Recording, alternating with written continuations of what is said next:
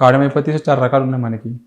కొన్ని కార్డియోమైపతీస్ మనకి జెనెటిక్ పరంగా వస్తాయన్నమాట. మనకి జెనెటిక్ ఉంటుంది మనకి ప్రీడిస్పోజిషన్.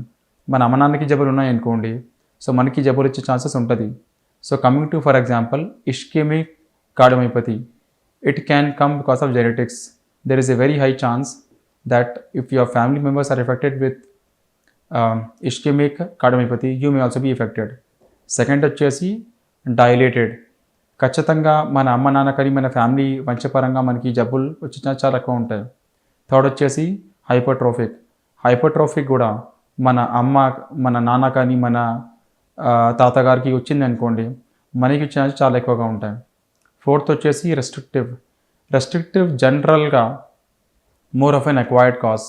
మనకి వేరే కాజెస్ ఉంటాయి, like deposits of amyloid protein కానీ, ట్రాన్స్ 13 ప్రోటీన్ కానీ, హీమోసిడరోసిస్ కానీ, ఇటువంటి మనకి జబ్బులు వచ్చినప్పుడు మనకి యూ గెట్